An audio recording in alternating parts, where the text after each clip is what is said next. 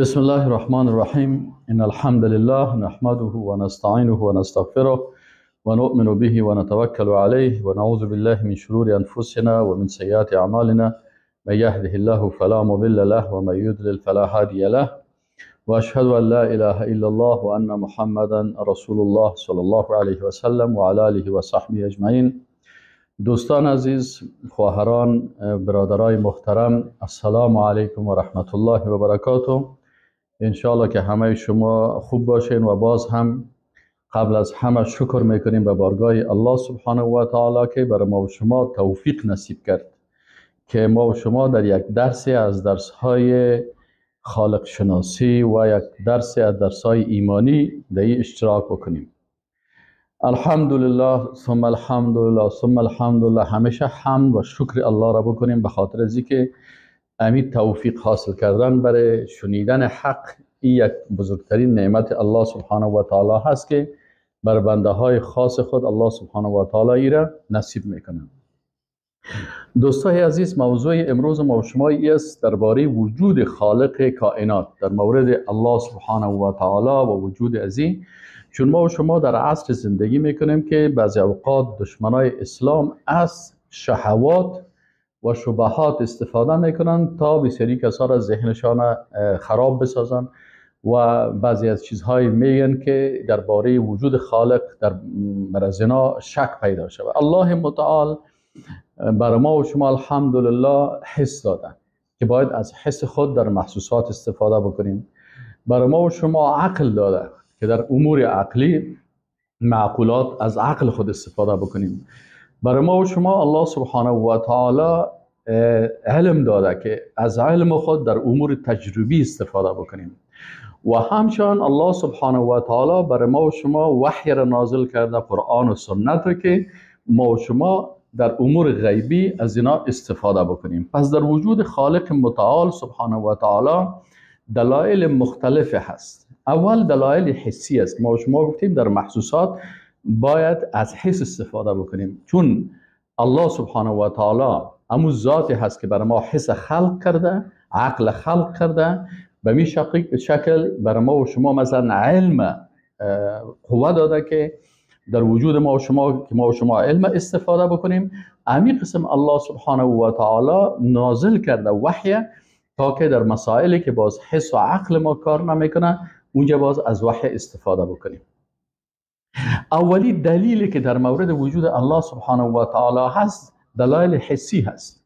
دلایل حسی هست. شما ببینین الله متعال میگه که و فی انفسکم، شما چرا در نفسهای خود، یعنی الله سبحانه و تعالی در قرآن عظیم برای ما میگه که شما در باری وجود خود فکر بکنید.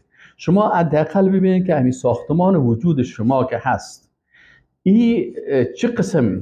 مثلا سعدی رحمت الله علیه یک شعر میگه برگ درختان سبز در نظر هوشیار، هر ورقش دفتر است معرفت کردگار.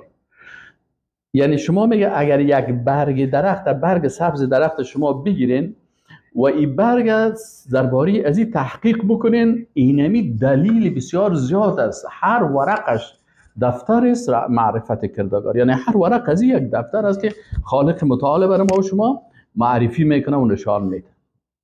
الله متعال حتی در وجود خود انسان میگه شما در وجود خود چرا درباره وجود خود شما تحقیق نمیکنین؟ مثلا از نگاه طبی در آناتومی و فیزیولوژی وجود انسان، اگر انسان درباره وجود خود فکر بکنه این بسیار ارزش داره. مثلا دست ما هست، این دستی که اینجا خلق شده، اگر این دست ما قاطع نمیشد من در چه حالت بودم؟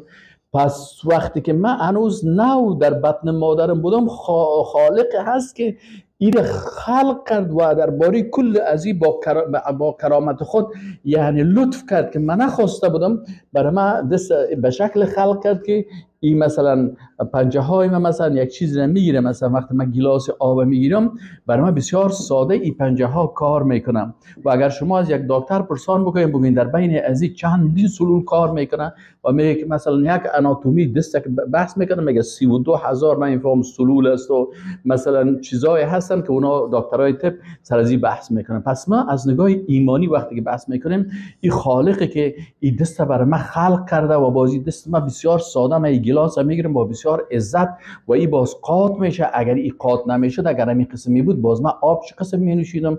وقتی که من ایره میگیرم و این بالاخره نرمال من میایم و ایره با بسیار سادگی و به شکل درست از این آب استفاده میکنم. پس این خودش دلیل است به وجود خالق مهربانه که چقدر مهربان است که در وجود من یعنی هر قسمت وجود خود که انسان فکر بکنه قدرت و عظمت خالق میفهمه که حتی علمایی که هنوز ساینس و هنوز تکنولوژی نبود و چیزا نبود، لکن دست انسان و قاط شدن دست انسان و گرفتن هزی و پنجه انسان و این کل دزی وجود داشته. حتی الله متعال میگه افلا ینظرون الی الابل کیف خلقت. شما از نگاه حسی نظر چرا نمیکنید درباره یک شتر؟ ببینید شتر چی ساختمانی داره. ساختمان وجود شیطان یک نفر 12 صفحه درباره ساختمان فیزیکی شتر نوشته کرده بود که شما هر حیوان ببینید مطابق اونمو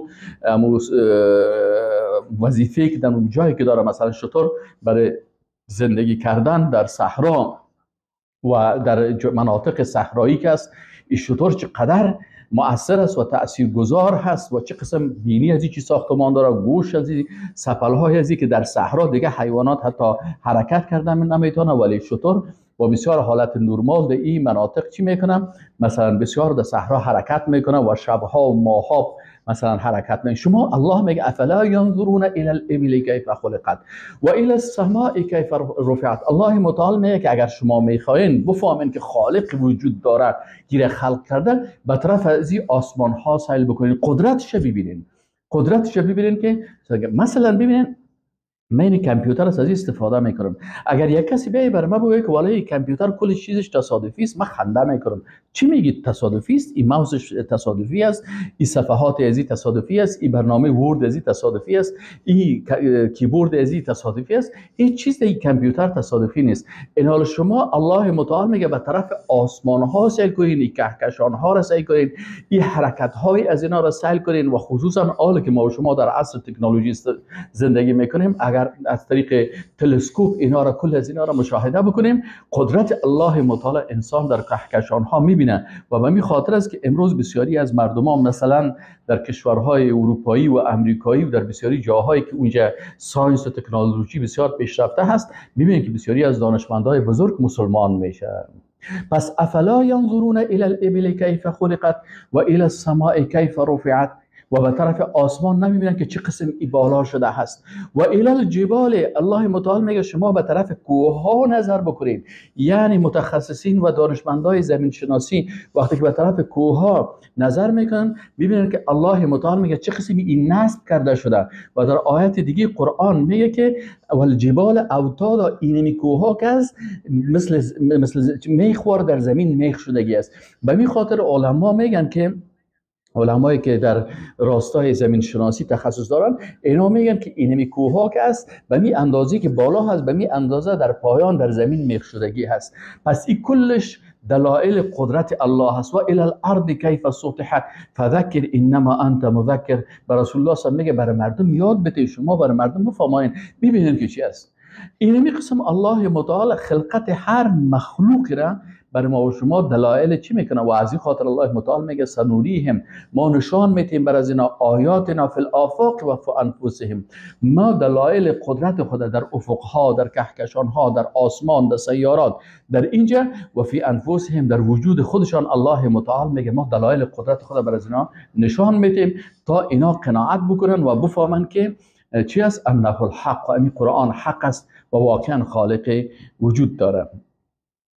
دلایل دیگه که مثلا از نگاه عقلی هست، ما و شما گفتیم که برای یک مسلمان برنامه داده میشه که شما در محسوسات از حستان استفاده کنه. بنابراین اینمی طبیعتی که هست، این طبیعت بزرگ و این مخلوقات بزرگ کتاب باز الله هست، یعنی لابراتوار باز الله هست که در اینجا انسان ها میتونن که از این لابراتوار استفاده کرده و به چشم خود به شکل محسوس قدرت الله را در تمام از اینا میبینن.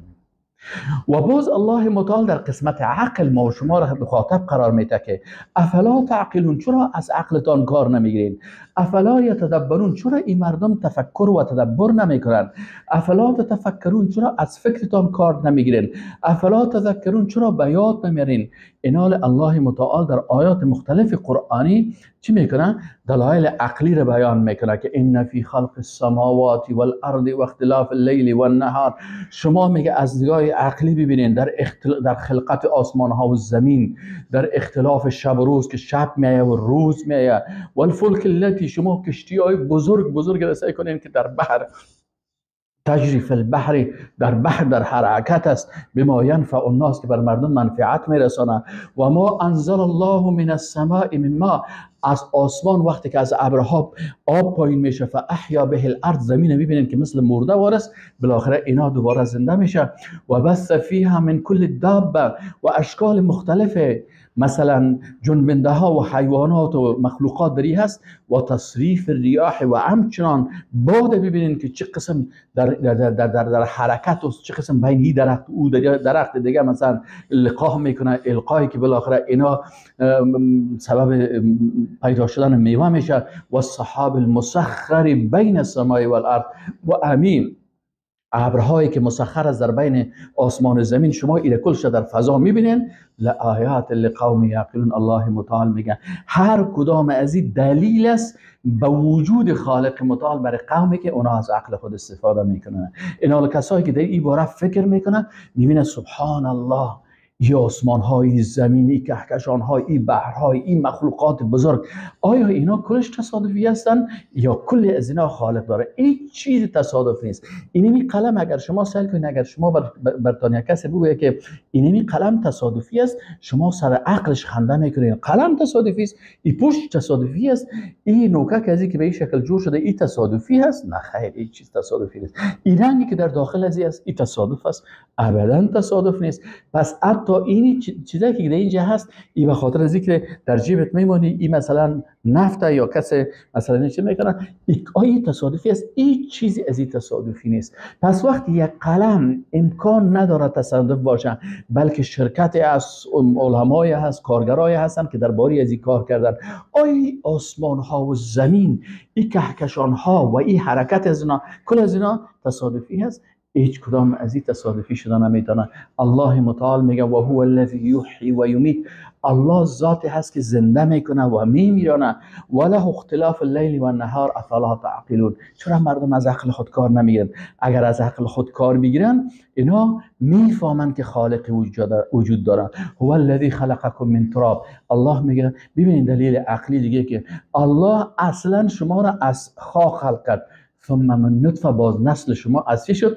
از نطفه شد. ثم من علقه، باز اینمی نطفه که خورد به یک پارچه خون تبدیل میشه. ثم یخرجکم طفلا، باز اینمی پارچه خون به پارچه گوشت و بالاخره می قسم مراحل که طی میشه، شما به شکل یک طفل، باز شما امی قسم بزرگ شده میرین. همین مراحل خلقت انسان میگه یس آکش تصادفی است؟ نه خیر، تصادفی نیست. پس اینجا الله متعال برای ما و شما میگه شما از حستان کار بگیرین و از عقلتان که دو نعمت بزرگ است از استفاده بکنین، و شما باور میکنید که خالق بسیار با عظمت هست. سومین دلیل فطرت سالم انسانی هست. انسان اگر فطرت خود اصلا ایره چی نکنه، مثلا با شبهات و با سوالای فلسفی و با مشکلات دیگی که هستن، اگر این مختلط نکنه، انسان اما با فطرت سالم صحیح باشه، اینجا انسان قبول میکنه که خالق وجود هست، خالق وجود داره. این خالق متعال در وجود انسان اما تو چی را گذاشته؟ یعنی در فطرت از یک ملکه را گذاشته هست که خود به خود این انسان به خالق متعال متوجه میشه. مثلا شما وقتی که اگر بیاین ببینین در یک چیز شما سایل کنین، اگر در یک کشتی مثلا شما در پرواز هستین، تصور بکنین پرواز است و پیلوت و کل میگه که طیاره خراب است و دیگه هیچ امکانات نجات نیست و بالاخره این سقوط میکنه و در بحر خواهد افتاد و تک تک خواهد شد، دیگه انجیناش کلش خاموش است. لکن در داخل فطرتتان برتان میگه که در همین حالت سخت هم ذات هست که اگر بخواید همین لحظه شما را نجات میده. این از کجا هست؟ این در فطرت انسان ایمانداری و خداشناسی و شناخت خالق در فطرت سالم انسانی هست. این میگه رسول الله صلی الله علیه و میگه که الله متعال به اساس رحمت خود ما من مولود الا وقد یولد علی الفطره. رسول الله میگه که هیچ طفل نیست در خانه هندو، در خانه یهود، در خانه نصرانی، در خانه کافر، در خانه مسلمان. وقتی که یک طفلک نو پیدا میشه، الله متعال میگه که در رسول الله میگه که الله متعال در وجود ازی چی کرده؟ فطرت ایمانی را گذاشته. فابواه یهودانه و ینصرانه و یمجسانه. باز پسان پدر و مادر است که در شخصیت ازی تاثیر میکنن، ایره میبرن به یهودیت، نصرانیت، بیدینی، مجوسیت، گپا. اگر نه ای چی هستن؟ این طفل از اول در وجود ازی الله متعال در ساختمان فیزیکی ازی، یعنی در داخل وجود ازی، در فطرت ازی چی کردن؟ امی قوه ایمانداری را در وجود ازی الله متعال خلق کرده. ازی خاطر طفلک در هر خانه که پیدا میشه، شما سعی کنید این با ایمان پیدا میشه. این رحمت الله هست. خب اینال وقتی که دلایل حسی هست، دلایل عقلی، بین دلایل عقلی اینجا علما دلایل عقلی تقریبا 15-16 دلیل بیان میکنن. مثلا میگن که خود وجود هر مخلوق شما سعی کنین دلیل است به قدرت الله. شما اگر امی پرنده ها رو ببینید وقتی که پرواز میکنن، همین پرنده ها باشه یک ساختمان خاص داره که برای پرواز بسیار خوب است. از این خاطر بسیاری وقتی که در تکنولوژی امروزی طیاره را میسازن، بعضی اوقات ده باشین شما که بعضی طیاره را به شکل باشه ساختن، بعضی طیاره را به شکل بوم ساختن، بعضی طیاره را به اشکال همین پرنده ها. ببینید که اینا بسیار تاثیر دارن در پرواز از اینا. پس این پرنده را که الله متعال این قسم در آسمان خلق کرده، این چی هست؟ این دلیل است به این که خالق با عظمت هست که این مخلوقات خلق کرده. حتی ماهی ها را شما امروز کشتی ها را که جور میکنن، بسیاری وقتا به شکل نهنگا و ماهی هایی که هستن به شکل ازی در اینجا میسازن. این چی هست؟ این کل دلیل است به این که خالق با عظمتی که او خالقی که همه چیزی که هنوز انسان ها از تکنولوژی خبر نداشتن، برای هر مخلوق یک ساختمان فیزیکی خاصی را برش خلق کرده که این بتونه وظیفه خود درست انجام بده. این کاری که از کار خالق بسیار با عظمت است. این دلیل است به موجودیت خالق با عظمت. ساختمان فیزیکی هر مخلوق، وظیفه هر مخلوق، اینمی قسم تقسیم بندی وظایف. شما وظیفه هر بدن، هر عضو انسان رو ببینید که 24 ساعت کار میکنن. مثلا در وجود انسان ما و شما یک وقت صنف هفت مکتب بودیم، استاد میاد میگفت که همین وجود انسان که است، بعضش ارادی است، بعضش غیر ارادی است. یعنی مثلا دست به اراده ما و شما هست، اما قلب به اراده نیست. این چرا؟ خالق متعال، خالقی که خلق کرده، چرا اگر دست به اراده نمی بود، دست انسان هر طرف میرفت. اگر وقت خودت شیشته میبینی در موتور میبینی، دستت به اراده در جیب یک نفر میرفت، او میگه تو کی صبوری میکنی، دزدی میکنی. لکن الله متعال دست انسان چی کرده؟ به اراده انسان ساخته. لکن قلب اگر به اراده باشه، انسان خو میبره و قلب وظیفه‌اش است 24 ساعت باید کار بکنه. از این خاطر الله متعال این بدون چی کرده؟ قلب میدر اینا را غیر ارادی ساخته. این کلش دلیل است به وجود خالق با عظمت و مهربانی که چقدر بالای ما مهربان است. برای ما و شما هر قسمت وجود ما را یک وظیفه خاص برش داده. مجرای تنفسی نه. شما که وقت ما بعضی اوقات یک لقمه را میخوریم، دکترای طب میگه که اینجا یک چیزی هست که فاصله میده که وقت تنفس میکنیم این مجرای شوشه باز میکنن. وقتی که غذا میخوریم باز آب می‌نوشیم، باز این مجرای طرف معده هست. این حال اگر یک قطره آب اگر طرف شش بره، سلفه میکنیم تا که همون این را ببین. این 24 ساعت کار میکنن. این فابریکاهایی که در داخل وجود ما هست که خون تولید میکنه و کار میکنه و وظیفه و موی تولید میکنه و مثلا گوشت تولید میکنه، این کلش چی است؟ دلایل هستن به وجود خالق متعال. دیگه از دلایل وجود خالق متعال در وجود انسان ها و مخلوقات چی هست؟ که مواد ضروری در وجود انسان تولید میشه. مثلا ضروری ترین چیز در وجود انسان چی هست؟ خون است.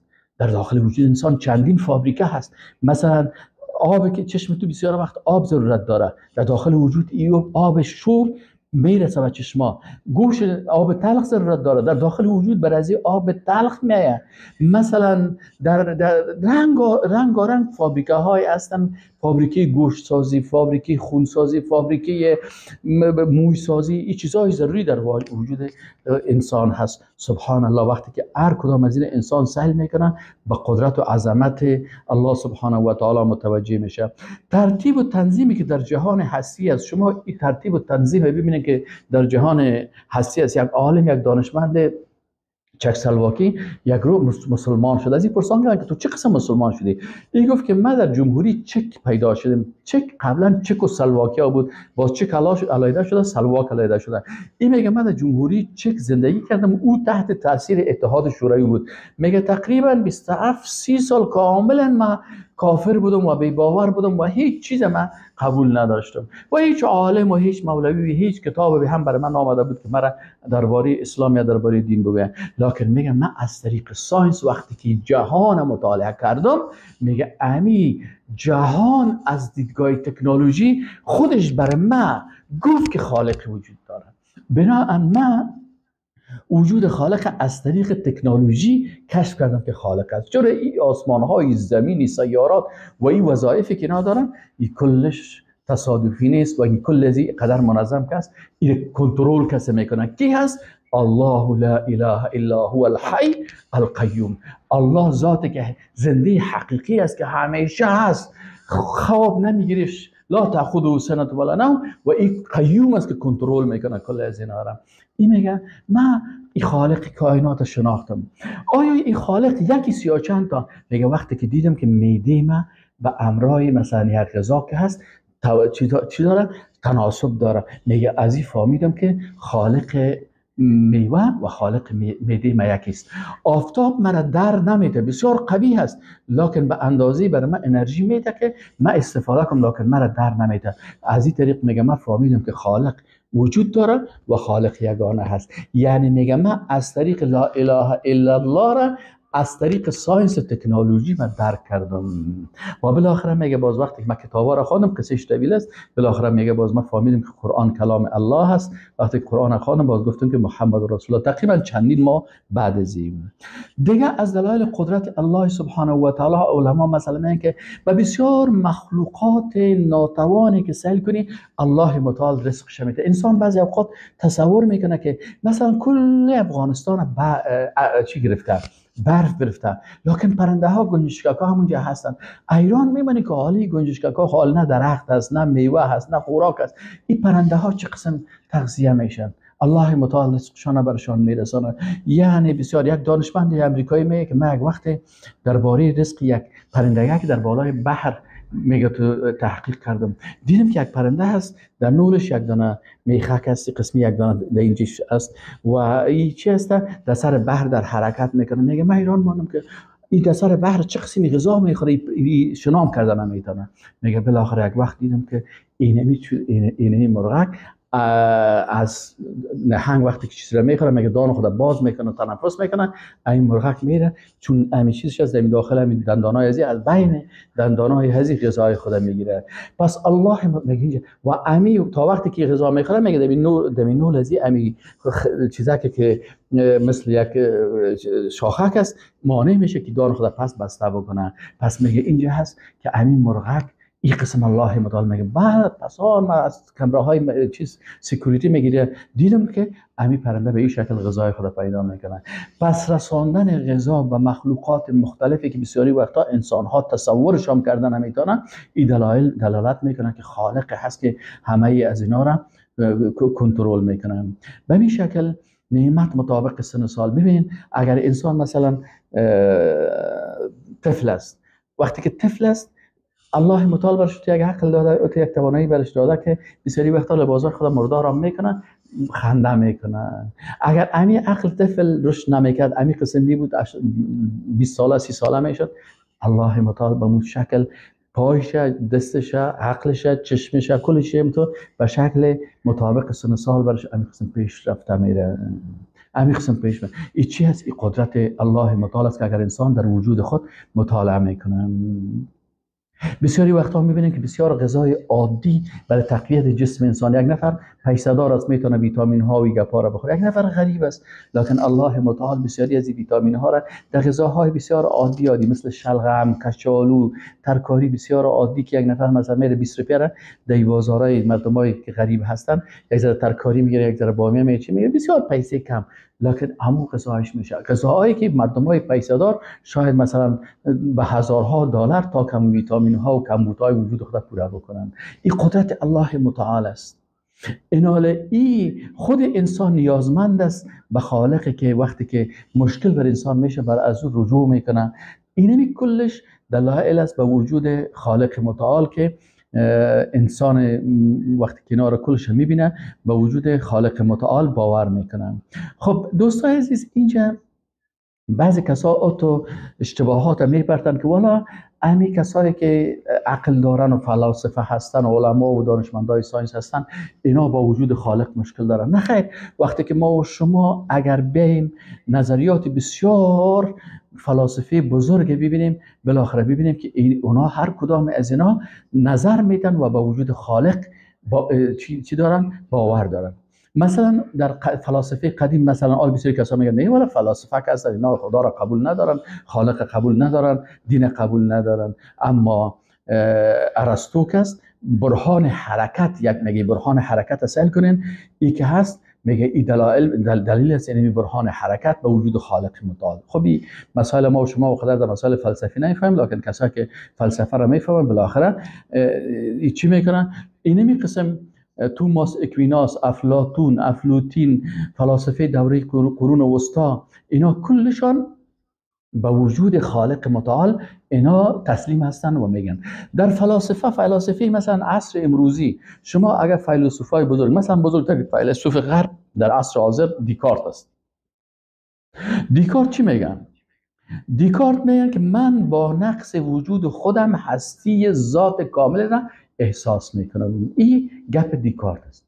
میگه وقتی من به وجود خود سیر کردم، یک فیلسوف بسیار بزرگ است که در شرق و غرب بسیار نام داره و مشهور است. یکی چوچکک های فیلسوف هستن که اینا صحیح فلسفه را هم نمیفهمن، مثلا ساینس هم نمیفهمن، تکنولوژی را هم نمیفهمن، اینا گپای کفری میزنن. اون مثل که میگه نیمچه ملا دشمن دین است، نیمچه ملا هم کسی دین نفهمن، گپای میزنه که مردم از دین متنفر بسازه. فیلسوفای هم که نیمچه فیلسوف است مردم از دین متنفر میسازن. لکن این فیلسوفای بزرگ مثلا دیکارت است. دیکارت میگه که من با درک نقص وجود خودم هستی ذات کاملی را احساس میکنم.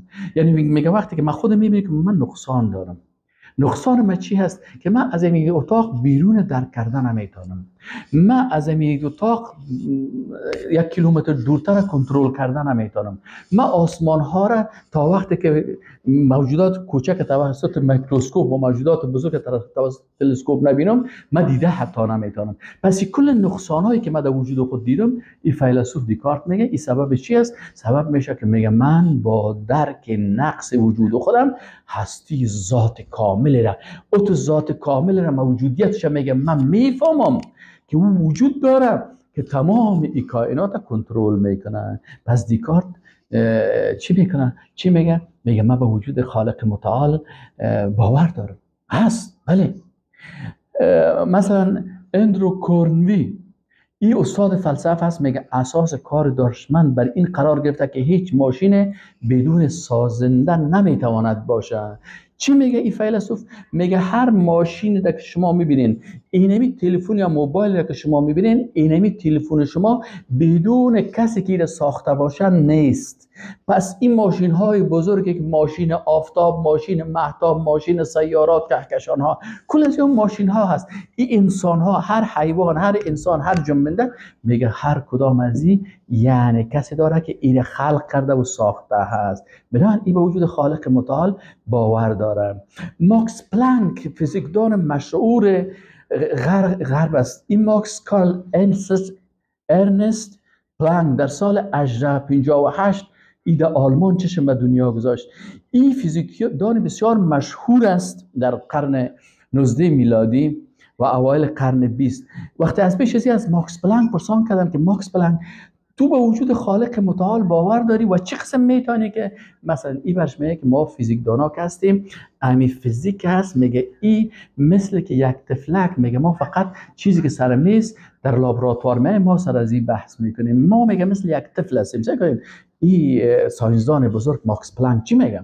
میگه ما مثل تفلک های هستیم، مثل یک تفلک در سامان بازی موترک هستی، بایسیکلک هستی، تایرگک هست، یارم میشناسه. لکن وقت از این طفل پرسان کنی که موترک کی ساخته شد، یارا نمیفهمه، لکن باید باور داشته باشه که بله یارا کسی ساخته است. ما هم میگه وقتی که یک موجود رو میاریم سر میز میگذاریم و این انسان و این اعضای بدن از زیر پارچه پارچه میکنیم، سیل میکنیم، قلب از زیر و شش از زیر و اعضای بدن از زیر، ولی آنچه که این کسی که خلق کرده او دیگه باز از توان ما بالا هست، به او ما دو دسته تسلیم هستیم. یعنی ماکس پلانک به وجود خالق متعال چی است؟ تسلیم هست.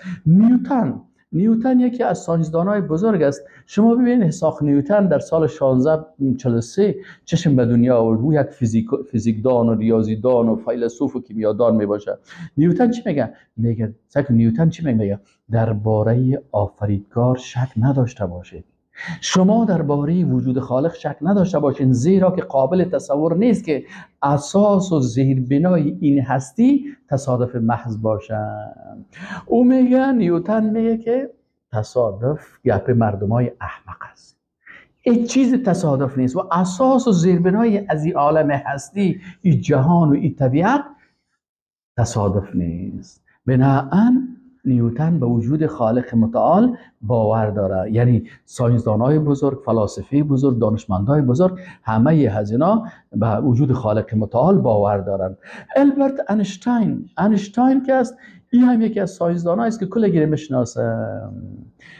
اینشتین چی میگه؟ میگه ما به مثابه طفل خردسال هستیم که وارد کتابخانه های بزرگ می شود که همه دیوارهای آن از زمین تا سقف با کتابهای به زبانهای گوناگون پوشیده شده است. کودک میداند که باید کسانی آن کتابها را نوشته باشند، اما نمیداند آنها را چی کسانی و چگونه نوشته‌اند. زبانهای متعدد کتابها را نیز نمیفهمد. کودک طرح مشخص در ترتیب کتاب ها می‌بیند، نظم اسرارآمیز که آن را درک نمی‌کند، ولی می‌تواند با حس مبهم حدس بزند. به نظر من وضعیت این کودک همانند وضعیت عقل انسان درباره خالق است. سبحان الله. یعنی میگه شما وقتی که یک طفل در کتابخانه داخل میکنید، کتاب‌های بزرگ و با زبان‌های مختلف و بسیار منظم گذاشته شده. اگر شما در کتابخانه کانگرس امریکا یک طفل برین، یا در کتابخانه لندن شما یک طفل برین که کتابا رو کلش سیل میکنه، میگم ما مثل این طفل هستیم وقتی که در یه عالم هستی همه چیز میبینیم. پس انشتاین به وجود خالق متعال باور داره. به این قسم مثلا مالین بوکس کریدو عالم فیزیولوژی، این هم وقتی که نظریاتش بخوانین، این هست. مثلا جورج هربرت هم به وجود خالق متعال ایمان داره. لوی پاستور کسی هست که برای اولین مرتبه میکروب کشف کرد. وقتی که میکروسکوپ ساخت، از این پرسان کردن که لوی پاستور وقتی که خودت میکروب کشف کردی، یعنی قبل از لوی پاستور میکروب مثلا مردم این موجودات ذره‌بینی را نمیفهمیدن. وقتی که میکروسکوپ کشف کرد و این موجودات ذره‌بینی دید که اینا تکامل دارن، تکاثر دارن، تناسل دارن، اینا کلشان چی است؟ اینجا میگه وقتی کل از اینا دیدک ما چی کرد؟ میگه لوی پاستور وقتی که پرسان کردن که وقتی میکروب کشف کردیم، میکروسکوپ کشف کردیم، به وجود خالق باور داریم؟ میگه ای گفت که بعد از دیدن میکروب ما عقیده ما به وجود خالق 100% شد. 100% که سبحان الله. او افلاطون نمیشناخت میکروب، سقراط نمیشناخت، بزرگترین فیلسوفا و دانشمندا. این چقدر مخلوقات است، چی ذات کی رو به چه شکل خلق کرده و چه قسم اینا سبب هزارها قسم مرض-ها و گپا میشه و سبب چیزا میشه. اینه کل از اینا. این قسم گالیله به وجود خالق متعال باور داشت. اینجا نظریاتشان از پاسکال اینا چی میگه؟ پاسکال چی میگه؟ هم یکی از علما و فیلسوفای بسیار ریاضیدان بسیار مشهور است. چی میگه؟ میگه هیچ چیز به جز عقیده به خالق سوز و درون و تشنگی روح ما را فرو نمی-نشاند. میگه ما را چی میتونه که خوب قناعت ما را حاصل بکنه؟ پاسکال میگه عقیده به وجود خالق برای من آرامش میاره. الا به ذکر الله تطمئن القلوب. با یاد الله نوی دانشمند چی میگه؟ این می قسم اینجا پیش ما بسیار تقریبا لسای زیادشان هست که من نمیتونم که کل از اینا را براتان بگویم، ولی میتونیم بگویم خلاصه به ای که تمامی دانشمندا، علما، ساینسدانا و کسایی که علم بیشتر دارن، اینا کلشان به وجود خالق یکتا الله سبحانه و تعالی باور دارن و میفهمن و قبول میکنن که خالق وجود داره. و ما و شما مسلمان ها بر علاوه ازی که باز ما و شما از حس خود استفاده میگن، ببینیم مسلمان باید از حس خود در محسوسات استفاده بکنن. برگ درختان در نظر هوشیار هر ورقش دفتر است معرفت کردگار. با حس خود حیوانات میبینیم، مخلوقات میبینیم، جسم خود میبینیم، دلایل عقلی از عقل خود استفاده میکنیم. عقل ما بر ما با وجود خالق میگه، قلب ما میگه بر ما. و بر علاوه ازی ما و شما گفته های دانشمندان، تاریخ دانا، مثلا کتاب های آسمانی، و ما و شما الحمدلله بزرگترین مصدر ما قرآن عظیم شان است که هر صفحه قرآن برای ما و شما وجود خالق متعال ثابت میکنه و احادیث رسول الله صلی الله علیه و سلم برای ما و شما وجود خالق متعال ثابت میکنه و بیان میکنه. و ما و شما الحمدلله به وجود خالق متعال باور داریم و میگیم که لا اله الا الله محمد رسول الله. یا الله ما را با ایمان خلق کردی، برای ما ایمان نصیب کردی و توفیق نصیب کردی که در اوت درس ها اشتراک بکنیم، استفاده بکنیم. یا الله برای ما استقامت در ایمان نصیب بکن و آخرین کلمه که از زبان ما خارج میشه کلمه لا اله الا الله محمد رسول الله صلی الله علیه و سلم بگردان. و السلام علیکم و رحمت الله و برکاته.